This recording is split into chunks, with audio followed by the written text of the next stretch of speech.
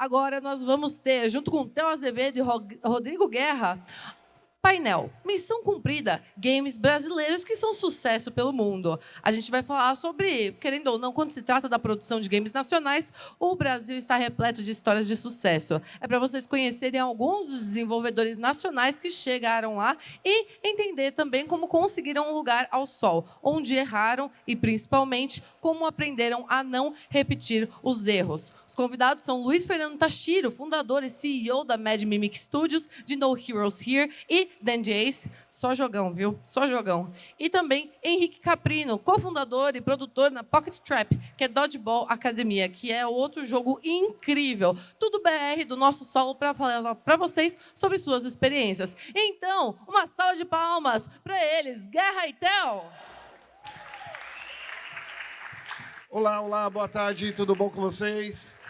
Estamos aqui para fazer mais um grande bate-papo incrível aqui com o Tachiro, que é um dos nossos maiores representantes do mercado de games nacional e internacional, não é não, Theo? Oi, gente, boa tarde, tudo bem? Só tem que um pequeno adendo, a missão vai ser single player, não vai ser co-op. O Henrique Caprino não vai poder participar, vai ser o Tachiro, mas garanto que estamos muito bem representados nesse sentido. Vai um pouco mais para lá, que assim eu consigo ver o Tachiro aqui mesmo, Pronto. Mesmo na telinha. Agora a gente faz o cameraman trabalhar um pouquinho. Perguntaram se a gente queria ficar de pé ou sentado, a gente falou sentado porque a idade chegou. Vocês estão percebendo que a gente é meio velhinho, né? Tem barba branca, quase não tem cabelo. Não, brincadeira, Theo. Mas vamos falar do que importa, de fato. O Tachiro já está ali, até com um pouquinho de vergonha do que a gente está fazendo aqui de palhaçada. E aí, Tachiro, tudo bem? Tudo bem? Fala alguma coisa aí, Tachiro, pra gente ver se o ouvindo volume bem? tá Como bom. vocês estão? Tá ótimo o som? Fala Tá bom, mais, tudo por bom? favor. Funcionando? Como que tá o som? Agora sim. Agora sim. Ufa. Perfeito. Então tá. Gente, Luiz Fernando Tachiro, ele está à frente de um estúdio chamado Mad Mimic, que ele já vai apresentar. E a ideia hoje aqui com esse papo a gente imagina que podem ter pessoas na audiência que tenham um interesse um dia em fazer parte desse mercado de games na área de produção. E acho que o Tachiro e desenvolvimento, né? E acho que o Tachiro é uma das pessoas que a gente tem aí no mercado mais habilitadas para falar sobre esse tema, então espero que vocês aproveitem. E aí, para começar do começo, né, Tachiro, você se apresenta, por favor, e fala um pouquinho aí da Mad Mimic para o pessoal.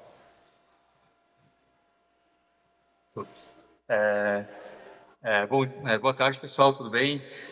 Como o Theo já me apresentou, eu sou o Luiz Fernando Tachiro, fundador e CEO da Mad Mimic.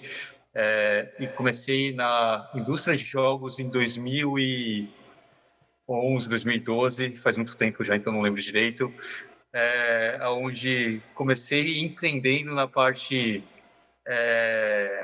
de jogos educacionais, adver games.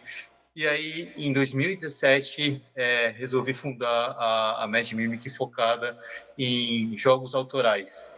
E aí foi que nasceu a partir do No Heroes Here, a Mônica e agora os Coelhos. Dente Ace, recentemente a gente está trabalhando em mais 2 novos títulos que a gente vai anunciar em breve. Um deles é o Mark of the Deep, que a gente levou na Gamescom. E o nosso próximo jogo também será anunciado provavelmente mês que vem já. Basicamente, a Mad Mimic hoje tem 6 anos. Hoje a gente conta com mais ou menos 40 colaboradores no nosso quadro. A gente já participou entre desenvolvimentos autorais e coproduções. Acho que a gente já tem mais de 20 projetos shipados, assim, sem falar nos educacionais que a gente mandou lá atrás. Bom, acho que é isso, assim, fazendo um breve resumo da Mad Mimic. Em 2017, 2018, a gente rodou o mundo apresentando No Heroes Here, onde a gente ganhou, se eu não me engano, foram mais ou menos entre 15 a 18 prêmios internacionais e nacionais. E aí eu até brinco com o Theo, que ele me encontrava com ele no aeroporto toda vez que a gente estava indo para um evento. E era muito engraçado que o jogo ele viajou mais do que a gente, no sentido de o projeto foi para Japão, Coreia, Alemanha, eventos que na época a gente não conseguia ir, então a gente juntou com a parte de networking dos nossos amigos, colaboradores que estavam trabalhando com a gente, e aí tinha sempre uma pessoa representando o estúdio e demonstrando o jogo em alguns países que não teríamos como ir, né? A parte de custo, querendo ou não, é uma barreira bem grande para nós brasileiros. E isso fez com que a gente ganhasse principalmente espaço e relevância lá fora. Legal, Tashiro. É um resumo bem resumido. A gente vai destrinchar isso aí. Vamos lá. Você citou que a Mad Mimic hoje, que fica em São Paulo, tá, pessoal? Ela tem uma equipe com cerca de 40 pessoas. Você poderia dar um panorama geral das funções que há dentro do estúdio, né, na programação, no design e assim por diante, no sentido de mostrar um pouco melhor como funciona e como se organiza uma produtora de jogos do porte da Mad Mimic? Claro. Bom, vamos lá, deixa eu começar pela parte que é não produção, que envolve um pouco da minha área, a parte de marketing, a parte comercial, financeiro, tá? Então, o estúdio, como é uma empresa também, então tem as áreas que não necessariamente são de desenvolvimento. Então, temos 3 pessoas nessa área, e mais alguns escritórios externos que dão suporte para nós. E aí a gente vem para a parte de produção propriamente dita, aonde hoje a gente é dividido entre os líderes, né, de cada projeto. Então, deixa eu só fazer uma conta rápida, tá? Hoje a gente tem simultaneamente 5 projetos, aonde a gente tem, por exemplo, o Mark, é um projeto mais ambicioso do estúdio. Então, tem o Guto, que é o meu sócio, um dos fundadores do estúdio.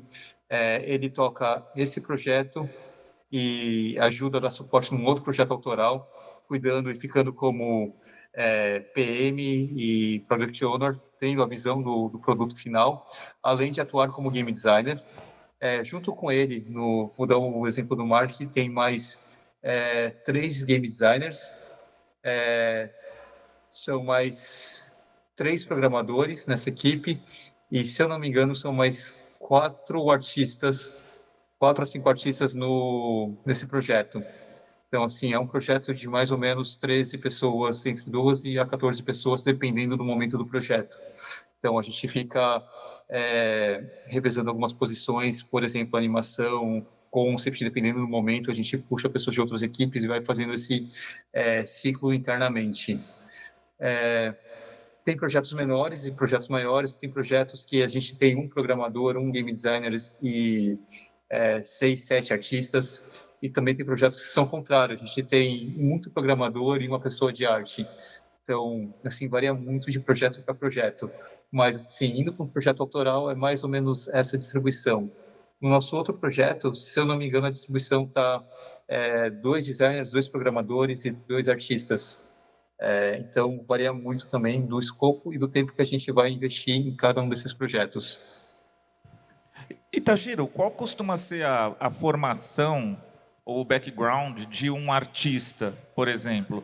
E também estendendo essa mesma pergunta para uma função que é bastante importante, que é do game designer. O que essas pessoas estudam, ou enfim, quais são as habilidades que elas apresentam ou têm que apresentar ali para performar tanto na função de artista quanto de game designer? Olha, vamos começar então pela parte de arte. A formação do artista varia muito, tá? Temos pessoas que foram autodidata, começaram uma faculdade de arte, artes plásticas e não terminaram e simplesmente falaram assim, cara, eu tenho as habilidades necessárias, e fizeram cursos e são super qualificados e estão presentes no nosso board, como também tem pessoas que se formaram a partir de animação, games, tem alguns cursos muito especializados na parte de modelagem. Enfim, temos uma gama de cursos, né, desde de game designers até artes plásticas, que se enquadram dentro desse universo, até pessoas que simplesmente começam a fazer cursos de modelagem, ilustração, e têm um ótimo portfólio, são super qualificadas para exercer o trabalho junto com nós. Ô, Toshiro, desculpa, pode continuar, continua. Em relação à parte de game designer, eu falo que assim é muito engraçado que game designer, a gente tem o curso básico de game designer aqui no Brasil. Eu sou graduado na parte de design de games na Anhembi Morumbi, mas eu acabei indo para a parte de negócios. E por outro lado, se você para pensar, o meu sócio, ele é economista e foi para Vancouver estudar games. E aí uma coisa que a gente sempre discute é o que é um game designer? Muitas vezes você tem um problema e como que você resolve esse problema? E assim, entender a problemática, pensar em como resolver ela e fazer as perguntas certas para tentar chegar numa conclusão, soluções para dentro do seu problema ou problemática que o seu game está trazendo. E como você soluciona isso.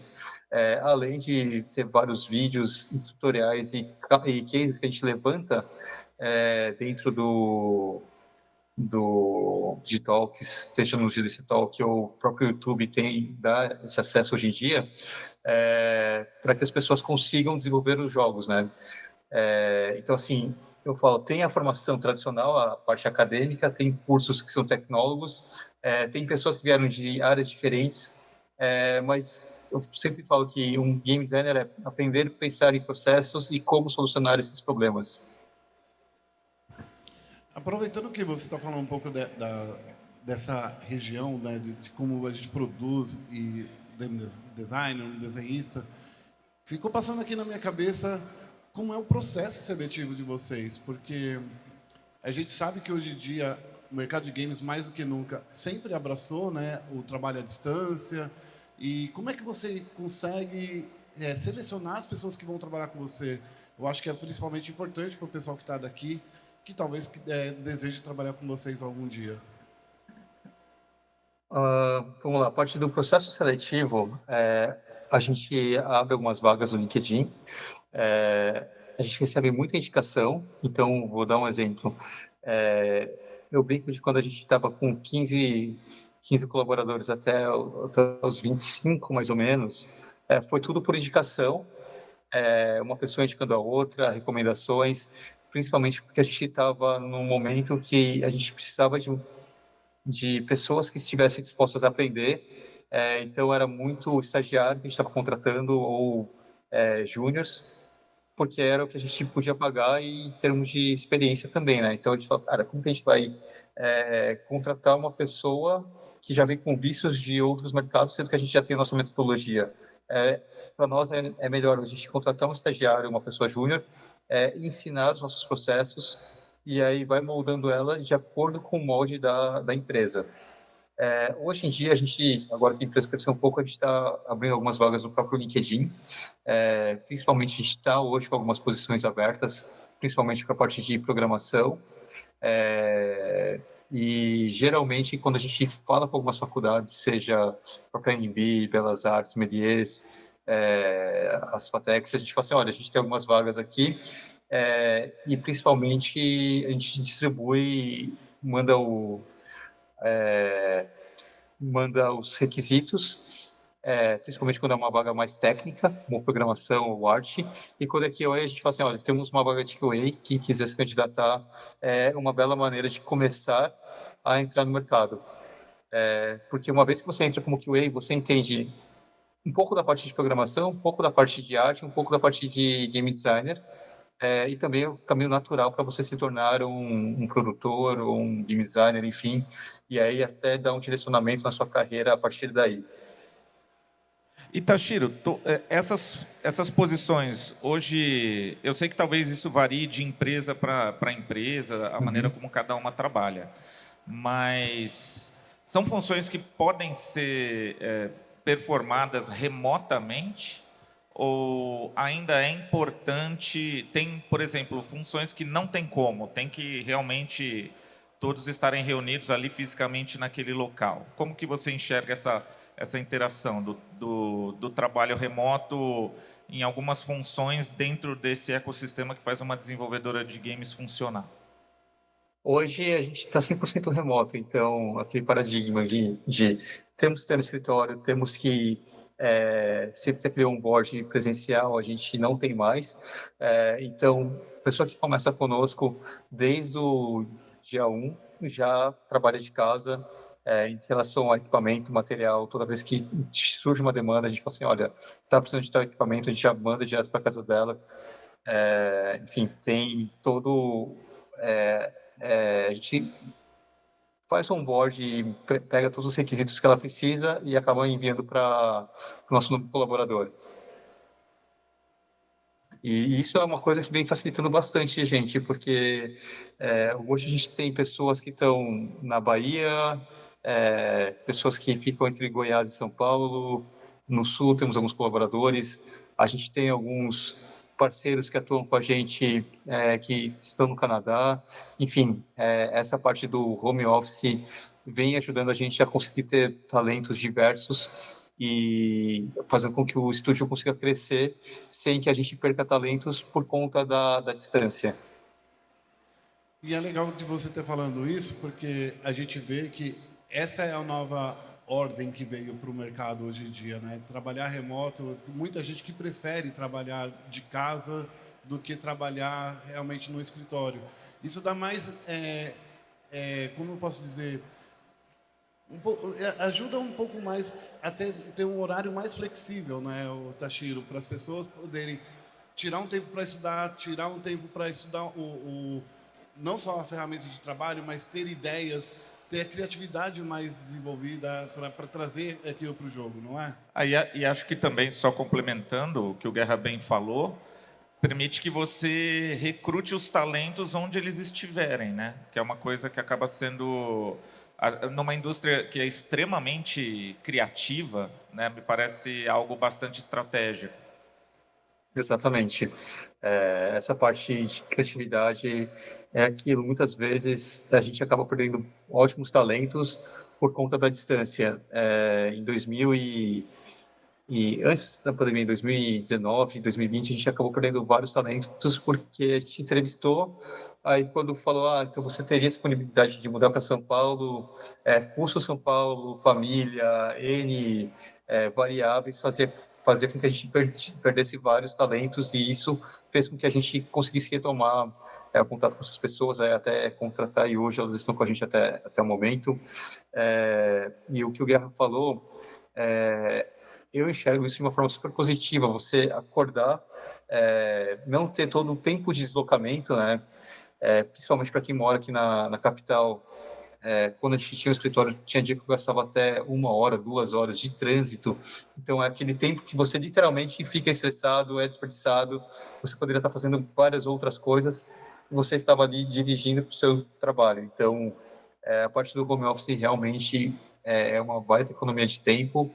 E uma coisa que a gente começou a trabalhar, principalmente para criar as interações e ter todo aquele clima do cafezinho ou a equipe se conhecer, fazer confraternizações mensais, onde a gente junta toda a equipe e fala assim, galera, quem quiser, a gente vai fazer uma festa, todos estão convidados, namorados, amigos, se quiser convidar mais pessoas, é uma festa da empresa, então o pessoal acaba se juntando, e é uma forma também da gente descontrair e o pessoal criar os laços, né, de trabalho e fortalecer, principalmente por conta que o home office é muito bom na parte de economia de tempo, mas também é muito ruim porque você afasta as pessoas.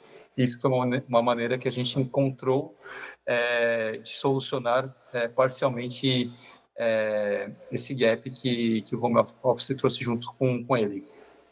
E aí também a gente tem um outro ponto que é uma festa anual, que isso daí a gente traz todo mundo do Brasil todo, quem quiser vem. A gente vai para um sítio, onde fica todo mundo por uma semana, principalmente tendo essas interações. Às vezes sempre tem aquela barreira de o pessoal não conseguir conversar, não conseguir trocar aquela ideia, e isso daí vem fazendo com que a gente crie laços muito mais fortes e a dinâmica entre os nossos colaboradores vem melhorando de ano após ano. E, Tashiro, essas pessoas que não estão em São Paulo, presencialmente, que fazem o trabalho remoto, elas estão onde exatamente? Se você pode dar exemplo de algumas cidades e tal.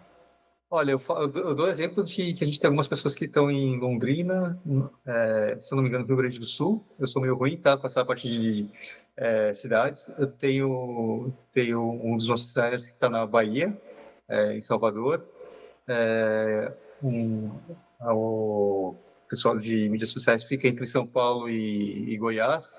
Então, assim, tá meio dividido.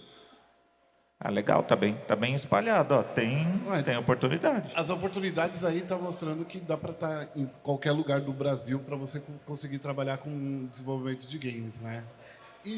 Moiou. Moiou. Mas eu acho que a gente pode ir desenvolvendo um pouco disso, porque eu acho que a gente tem um pouco dessa vivência também, não é, Theo? Porque ali o Tashiro voltou. Eu tô aqui, eu só tô ouvindo tudo. Tá, foi o Guerra que falou isso, não Foi fui o eu, Guerra. não. Eu só vi o que a tela estava me mostrando. Não, mas Tashiro, lá no começo, você falou da Guarda dos Coelhos, né? Da Mônica e a Guarda dos Coelhos, que foi um dos projetos da Mad Mimic uns anos atrás, baseado, obviamente, na franquia Turma da Mônica, e que não é algo que a gente vê com tanta facilidade, um jogo baseado numa propriedade intelectual nacional brasileira. Você poderia contar um pouco como foi o surgimento desse projeto, como que ele aconteceu? Claro, assim, para dar um pouco mais de contexto, o antecessor dele foi o No Hero Here, que ele foi lançado em 2017 para PC e em 2018, comecinho dele, e para os consoles. Numa festa de lançamento, eu conheci o Leandro, que na época trabalhava na MSP, e aí ele me fez um convite, falou, Tashiro, eu trabalho na MSP, a gente gostou muito do jogo que vocês estão fazendo, principalmente por ter uma característica de ser um jogo co-op, ser cooperativo e não ter aquela parte de agressão um contra o outro. Então, estimular a cooperação entre os jogadores. Pô, acho que faz sentido a gente conversar e tentar fazer alguma coisa junto com a Maurício de Souza. Na época, eu falava, pô, Maurício de Souza, a gente está começando, acho que deve ser um ótimo trampolim para nós, né? Principalmente em termos de visibilidade. E realmente foi. A gente chegou, conversamos com a Maurício de Souza, o acordo sempre, pelo menos que nós tivemos com eles, era nós cedemos a parte de propriedade intelectual, vocês desenvolvem o jogo. Na minha cabeça, eu pensei que eles iam pagar toda a produção, tá? Só uma coisa, quando você falou que você conversou com o Maurício de Souza, o Maurício mesmo, ou assim... Não, eu conversei com o neto dele. Tá. O Maurício, eu conheci ele no escritório, lá no estúdio dele, que ele fica lá na sala dele, então eu tive a oportunidade de vê-lo e conhecê-lo pessoalmente, mas eu trabalhei muito com o Leandro e com um dos diretores da Maurício de Souza, da MSP, e lá eles me fizeram a seguinte proposta: nós cedemos toda a parte de propriedade intelectual, a gente faz uma parte de curadoria, vendo se está de acordo com os personagens, toda a parte de linguagem e representação em pixel art junto com os quadrinhos, porque eu não poderia simplesmente pegar a Mônica, a Magali, Cebolinha e todos os demais personagens aí dos quadrinhos e jogar como quisesse dentro do jogo. Então tem todo um trabalho de curadoria deles, de garantir que essa passagem está sendo bem feita da forma correta, respeitando as guidelines da IP. E aí, a gente também teve a parte do No Heroes que a gente falou, bom, a gente fez uma retroativa do o que a gente errou com o jogo, seja em progressão, seja com ciclos, dificuldade e tudo mais com o No Heroes, e usamos essa oportunidade que a gente teve para corrigir tudo que a gente teve de errado no Heroes Here, dentro dos sistemas, mecânicas e tudo mais, adicionando a propriedade intelectual da Maurício de Souza e assim nascendo a Mônica Guarda dos Coelhos. E como que foi a resposta ao jogo? É, se foi um jogo que, obviamente que imagino que no Brasil ele teve um mercado e tudo mais, isso também aconteceu fora do país? Como que foi depois, Tashiro? Ficou dentro do que vocês esperavam e tal? Ficou bem dentro do que a gente esperava, né? De ter uma massa crítica sempre no Brasil. Então, os brasileiros, de uma forma geral, adoraram. Eu brinco que fatos interessantes que a gente teve na CCXP, né? Que foi quando a gente fez o lançamento. A gente fez algumas filas e as crianças, de uma forma geral, não queriam parar de jogar. Então, elas terminavam de jogar, voltavam para o final da fila e ficavam lá sempre nesse loop. Até que, uma hora, um dos nossos designers falou assim, acho que temos um problema. Eu falei, mas que problema? Não, a criança se mijou. Eu falei, não, como assim? Ele, não, é literal. Ela não queria ir para o banheiro, fez xixi nas calças, esperando para jogar novamente. A gente falou, cara, não é possível. E aí teve mais de um caso assim. Eu falei, cara, foi muito engraçado esse fato no lançamento. E isso, resultado do lançamento, a gente teve uma grande aceitação, principalmente dentro do Xbox e do PC aqui no Brasil. Lá fora, a gente sabia que tem alguns territórios que tem uma comunidade brasileira, como o Japão, que teve uma aceitação boa, mas a marca ficou restrita em países que tem muitos brasileiros e o pessoal já conhece a IP. Muito legal, ele podia tentar convencer o Maurício a fazer o remake do Mônica no Castelo do Dragão. Ia ser legal. E o Tashiro já poderia já ser o escolhido para trazer junto com a Mad Mimic, né? Acho que só a gente jogou Mônica no Castelo do Dragão, do Master System. A galera nem System. sabe o que é esse jogo ainda. É. Mas, Tashiro, ainda falando sobre isso, eu acho que é legal você falar como surge a ideia de criar um jogo, as inspirações. É uma ideia que brota do nada? Vocês estudam, vocês fazem uma pesquisa de mercado antes? Como é que surge a ideia de criar um jogo específico, por exemplo? E até de saber assim, por exemplo, a ideia de um jogo, ela vem de uma necessidade de mercado, né? Como o Guerra falou, é um estudo de mercado, ou há espaço assim, não, nós temos essa ideia, esse é um projeto que a gente quer realizar independentemente de existir um mercado grande para ele ou não. Enfim, como que é isso? Você acorda um dia e fala, opa, tive uma ideia, ou não? Como que é? Eu acho que assim, você tem duas posturas, né, que você pode adotar. Eu vou voltar para o No Heroes, por exemplo, que foi o nosso primeiro case, que a gente pegou o que a gente tinha de caixa dos projetos de serviço e falou assim, olha, vamos tentar fazer a empresa dar certo com o que a gente tem aqui de recurso. Então, a gente sabia que a gente tinha que fazer um jogo em, no máximo, um ano, entre pré-produção e produção, finalização, lançar ele. A gente estava vendo jogos que fossem simples e coubessem dentro do escopo e habilidade que a Mad Mimic tinha na época. Então, quando a gente começou a fazer o No Heroes, era aquilo. A gente sempre fez jogos educacionais, então eram jogos uma mecânica simples, uma complexidade de desenvolvimento baixa e não precisava de uma demanda de arte tão alta. Então a gente falou, bom, nós não tínhamos nenhum dos atributos muito desenvolvido. A única coisa que a gente tinha era a força de vontade para querer fazer o melhor jogo possível. E a gente sabia que a gente tinha um ano, porque depois de um ano o dinheiro ia acabar. Era essa a regra que a gente tinha.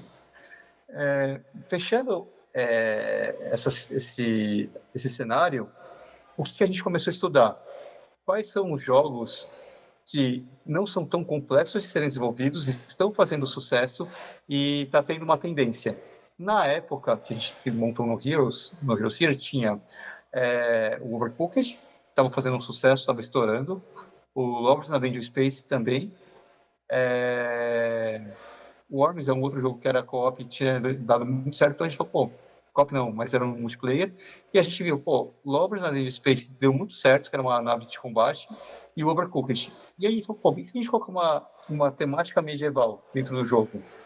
Que era a parte de craftar, montar os itens, construir eles, carregar e fazer todo o sistema como se fosse de uma cozinha, só que dentro de um castelo para você defender ele. Então, assim, Na época, a gente pegou e fez 2 times. Um foi baseado nesses pilares e nessa situação que eu acabei de descrever do No Hero Sphere, e a outra era baseado num jogo de tiro, pixel art também 2D plataforma. E bom, desses dois, qual que será que tem mais fit?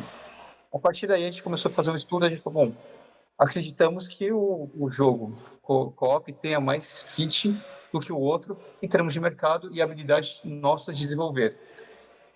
Erros que a gente fez quando a gente volta para essa situação. A gente nunca tinha feito um jogo co-op. A gente não sabia a dificuldade e dor de cabeça que seria. E foi uma fase da nossa vida que, literalmente, a gente acabou fazendo um crunch de dormir no escritório por 3, 4 meses, porque a gente falou, cara, a gente tem que entregar o jogo, ou a gente entrega ou a gente quebra. E aí, a gente conversou com várias pessoas, a gente começou a ir para várias feiras fora do país. O jogo inicialmente teria 30 fases e seria só local. De repente, a gente falou, cara, como que a gente consegue se destacar em relação aos outros produtos que a gente tem, aos outros games? Pô, vamos colocar online e multiplayer. Tinha feito jogos multiplayer, de repente a gente estava adicionando uma complexidade que era online e multiplayer. O jogo ia ter mais ou menos umas 30 fases, de repente tinha 54 fases. Adicionamos 3 boss fights, também a gente não tinha nem no scope inicial, e fomos simplesmente aumentando. Então, de um joguinho que seria um scope pequeno, foi virando Frankenstein, e a gente falou, cara, beleza, a gente se comprometeu com N publishers que a gente falou, N parceiros que a gente conversou, e agora, o que a gente faz? Cara, já que a gente se comprometeu, a única coisa que a gente tem é a nossa palavra. Então, vamos dar um jeito de entregar tudo que a gente prometeu. E aí foi a hora que a gente entrou nessa parte de crunch e aprendendo, testando. E para nós, acho que a parte mais difícil foi testar um jogo de 4 jogadores. E principalmente quando você tem a parte online. Mas, enfim, isso aí, se quiser, a gente fica horas e horas até falando só sobre esse tema. Mas foi dessa forma que surgiu o No Hero Sphere. Agora, se você me perguntar como surgiu o Denji Ace, a gente pode até para um outro espectro, né? Que a gente via que todos os jogos, quando a gente falava de roguelike ou roguelite, tinha a maior parte dos títulos vendia muito. Então a gente falou, pô, vamos pegar alguns cenários aqui. No pior cenário, o jogo vende X, no melhor cenário, ele explode e vende algumas dezenas de milhões de unidades. Então, pô, vamos tentar entender que são os jogos, né? E na época, a gente estava vendo muito o Dead Cells, estava no Early Access, a gente começou a estudar ele, a gente falou, pô, todos os jogos roguelite são 2D plataforma. Vamos tentar fazer alguma coisa diferente. Então, a gente pensou na câmera isométrica, a gente se baseou muito na Supergiant, que tinha referências de Bastion, Transistor, e a gente pensou, pô, por que a gente não põe essa câmera do Bastion ou do Transistor, né, que é uma câmera mais isométrica, e pega essa mecânica do roguelike, do roguelite, e joga ali dentro. E aí a gente põe também o tema que é de mágico. Por quê? A parte medieval todo mundo já faz mais o mesmo. Espacial pode ser, então a gente fala, cara, vamos pensar em alguma coisa que não exista e seja bem fora da caixinha, com cores vibrantes, tudo. Então a gente pensou, viu alguns animes de referência, um dos animes era Jojo, Persona, então essas cores vibrantes a gente trouxe isso como referência e incorporou dentro do Denji Ace, junto com a mecânica dos roguelites, e adicionou uma câmera isométrica que era um dos jogos e da empresa que a gente tem como referência. A partir daí, a gente surgiu o Denji Ace. Para nossa felicidade ou infelicidade, o pessoal da Supergiant teve uma ideia muito parecida com a gente, lançou o Hades alguns meses antes. E a gente fala, bom, não existe uma ideia própria, mas assim, existem várias ideias que estão no ar e vão surgindo esses desafios. E a ideia sempre é tentar pensar em como juntar mecânicas que já existem, que já existem, que você gosta, e você fala, cara, eu consigo melhorar isso. E também fazer um estudo. Pô, quanto que isso aqui vai me dar de retorno, né? O esse Malemari paga as contas do estúdio até hoje. Então, assim, isso que a gente lançou ele em 2021. Então, é sempre essa conta que você tem que fazer. Vou fazer um jogo para quê? E quanto que ele vai me dar de retorno? Qual que é o esperado? E foi bem racional essa linha que a gente fez. É curioso ver como criar um jogo é quase um jogo também, É né? verdade. Não é? E dos difíceis, assim, porque você precisa equilibrar o jogo em si, como que vai ser, se vai ser divertido e tudo mais, com os imprevistos que vão acontecendo pelo caminho, como que faz isso caber dentro do orçamento, dentro do prazo que a gente tem e tudo mais, né? E eu acho que tem uma outra coisa que, além disso, uma coisa que o Tashiro meio que demonstrou, que existem certas ideias que você não pode guardar. Que tem certas ideias que você tem que sair reproduzindo, né, Tashiro? Pelo menos ter uma... Não pode deixar lá na gaveta, porque senão perde o timing. E isso é muito legal também no desenvolvimento de jogos. Porque você pode trabalhar em vários projetos ao mesmo tempo. E deve ser bem emocionante também, porque no final das contas, por mais que você planeje, até você lançar o produto, você sequer sabe como que o mercado vai estar por ali, né? Porque é um mercado que muda o tempo todo. Uma coisa que talvez o pessoal tenha curiosidade, Tashiro, e que seria bacana também abordar de onde vem o dinheiro para produzir um jogo? Assim, como que se chega? Eu sei que, imagino que tenha várias maneiras, mas baseado no histórico da Mad Mimic e dos projetos da empresa, de onde vem? De onde vem essa grana? Assim, é um cheat code que você faz ou não? É um pouco mais difícil? Ou existe uma lei Rouanet dos games? Existe alguma coisa nesse sentido? Olha, a gente pode até quebrar isso aqui em várias formas de financiamento. Eu vou contar um pouco da MED, tá? E algumas ideias que a gente teve. Como eu disse, a Mad Mimic, ela veio de um outro estúdio chamado ZYX, que começou em 2011, 2012, onde a gente fazia projetos educacionais. A gente trabalhava com licitações para o governo, tudo. Enfim, a gente acabou não dando certo, não era uma coisa que eu queria levar isso para a vida. Enfim, a gente fez um dinheiro ali. Com isso, a gente basicamente falou, bom, temos um pezinho de meia aqui, temos 1 ano de vida, vamos tentar fazer os nossos jogos. Na época, a gente estava tentando se recolocar após o mercado educacional ter tido uma série de mudanças. Depois dessas mudanças, a gente falou, bom, vamos tentar fazer Advert Games, jogos de treinamento, Serious Games, e ver como que a gente se posiciona.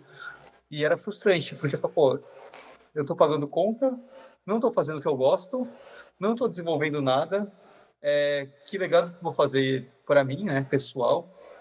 Na época eu estava com 28, 29 anos. Eu falava assim, cara, o que eu estou fazendo com a minha vida? É isso que eu quero desenvolver? Passar o resto da minha vida trocando 6 primeiros. Eu ganho dinheiro aqui, pago conta e é isso. E basicamente sentei com o Guto, cara, o Guto é meu sócio, não é isso que eu quero, então vamos arriscar. A gente tinha uma economia ali, arriscamos para tentar desenvolver o No Heroes Here, e ali a gente submeteu para um edital chamado da SPCine, onde a gente ganhou mais R$150 mil, em cima de um protótipo, de uma ideia, e ali foi uma novela também para a gente conseguir ser aprovado nesse edital. Eu brinco que a gente sempre... Sabe aquele aluno que só fica ali na raspa para passar? Tinha 16 vagas para passar para a segunda fase, a gente passou em 16º, 8 vagas que eram finalizadas, a gente passou em 8º, a gente sempre foi ali no limite do limite para ser cortado. Então, agradeço muito a SPCine pela oportunidade que eles deram e acreditaram na gente com o projeto No Heroes. Isso ajudou a gente a melhorar ainda mais o produto e o game, e nos deu a oportunidade da gente viajar, né, o mundo inteiro mostrando o nosso projeto. E a partir do momento que o jogo estava sendo desenvolvido, a gente começou a inscrever ele em uma série de festivais ao redor do mundo, e isso daí foi dando relevância para nós. né? Então, esse foi o ponto que a gente fez com No Heroes. Com Dandy Ace, a gente começou falando sobre o projeto, então já tinha ele meio pré-estabelecido. A gente apresentou para uma série de publishers na época, uma delas foi a News.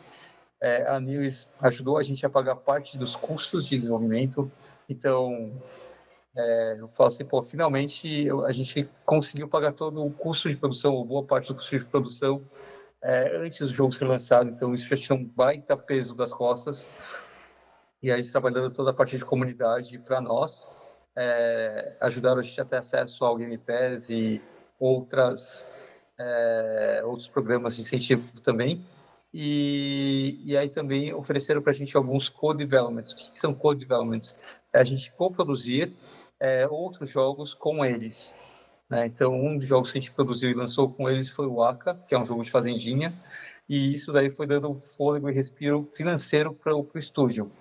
E aí a gente foi vendo que essa parte de fazer co-developments era um segmento e é uma oportunidade que a gente tem, uma vez que a gente já tinha um portfólio, a gente já conseguiu se provar em termos de qualidade, os talentos, entregas e tudo mais, foram abrindo algumas portas. E hoje a gente está fazendo mais 3 co-devs com outras empresas e 2 jogos 100% nossos. E aí, assim que vai gerando dinheiro, né? A partir de co-development, a gente paga uma parte das contas, a gente sempre busca publishers, a gente vê alguns editais para ver o que dá para fazer, o que não dá para fazer, o que faz sentido também, né? No tamanho do nosso estúdio, muitas vezes a gente fala assim, não faz sentido a gente entrar em todos os editais. Faz sentido a gente escolher mais a dedo e ver também quais são os editais que fazem sentido para nós, que a gente consiga desenvolver o estúdio, né, de uma forma geral. Não sei se consegui te responder a sua pergunta, Theo e Guerra.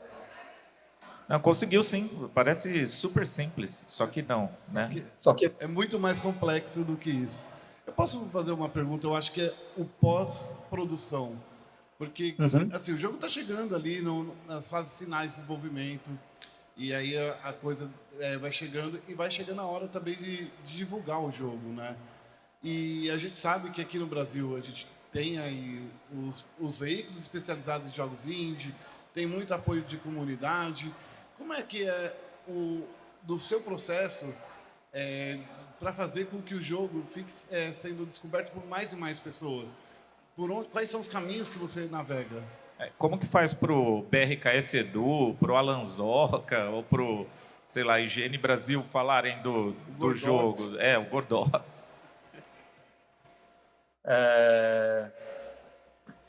Basicamente, o que acontece? A gente tem uma estratégia que a gente sempre começa falando com vários pequenos influenciadores. Esses pequenos influenciadores começam falando e jogando, e isso vai criando uma comunidade, né, ao redor do jogo. E também, para nós, é um jeito da gente ir validando o nosso game. Quando eu falo que é um jeito de ir validando o nosso game, a gente vai colocando na mão de vários streamers, quando eu falo pequenos influenciadores, pessoas que têm no Twitch até 100 pessoas assistindo, youtubers que têm uma visualização baixa, principalmente para a gente conseguir assistir e acompanhar como está sendo o desenvolvimento do jogo. Só que, querendo ou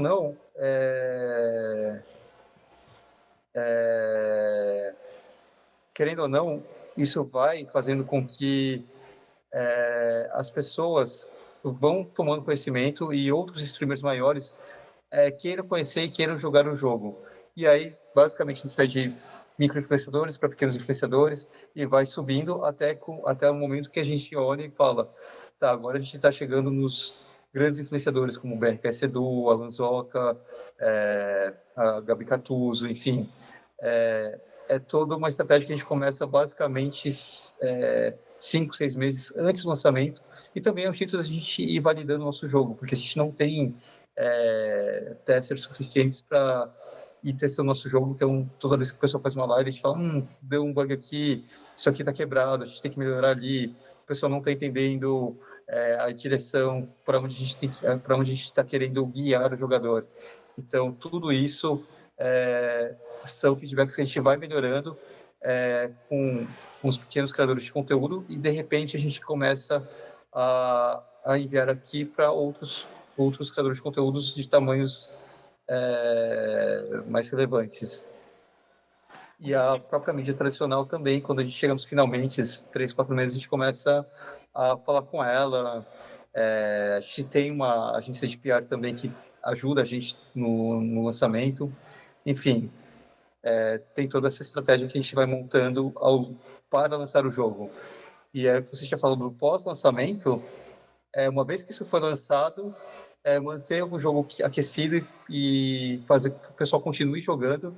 Então, para isso, a gente cria alguns modos, né? No caso do Band Ace, a gente criou o Twitch Mode, que as pessoas podem jogar, uma pessoa streama e aí a audiência joga contra os criadores de conteúdo. Isso fez com que a vida útil do jogo se estendesse por alguns anos, né? Alguns meses a mais, quase um ano.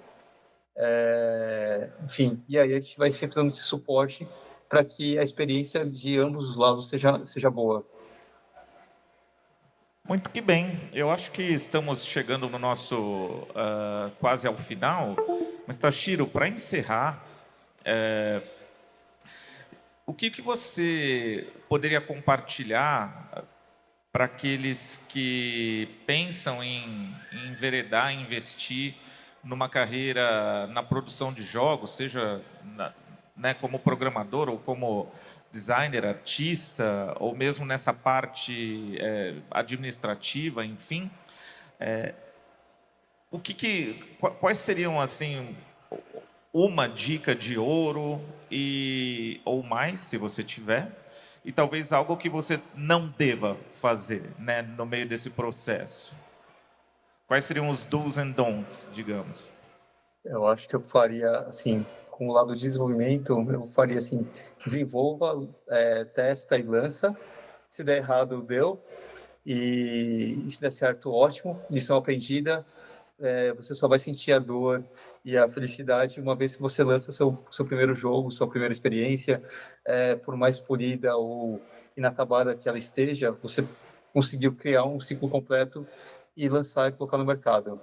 Eu vejo que as pessoas muitas vezes tentam ter o seu produto perfeito e muitas vezes acabam postergando e ficando 10, 15 anos trabalhando no mesmo produto, mesmo no game. E aí você não sabe quando ele está bom. Muitas vezes você pode tentar na hora de encerrar esse ciclo e começar um novo. Então eu sempre penso nisso. Uma frase que a gente sempre discute internamente Kill Your Babies. Não se apegue ao seu produto, não se apegue ao seu game. Ideias, todo mundo tem o tempo todo. Agora, como que a gente trabalha essas ideias e tira da caixinha e faz se transformar em algo tangível, num game, numa experiência legal. Eu acho que seria basicamente esses os recados que eu tenho para dar. Cara, não se apegue, lance os produtos e não fique muito tempo trabalhando num único game, achando que isso aí vai ser o melhor jogo da sua vida. Você sempre vai ganhar mais experiência. Então, o seu próximo jogo vai ser melhor que o anterior. E assim por diante. Bom, eu acho que é isso, né, gente? Olha, Tashiro, eu acho que você compartilhou coisas com a gente que são... não tem preço aqui. Todo mundo aqui está aqui querendo entender um pouco do mercado de games no Brasil, entender um pouco de como funciona desenvolver o jogo, e suas histórias e as suas lições para a gente vão ficar na mente de todo mundo aqui. Obrigado mesmo por ter compartilhado essa lição com a gente. Valeu, Tashiro. Obrigado por participar da Game Talks Acre conosco. Eu que agradeço o convite, Theo e Guerra. Obrigado pela oportunidade. Pessoal, quem quiser saber mais, segue a gente nos nossos canais, nas nossas mídias sociais, MadMimic, @MadMimic. E, bom, qualquer dúvida, só chamar, a gente está sempre à disposição. Obrigado. Valeu. Tchau, tchau. Valeu, tchau, tchau. Para ele, gente.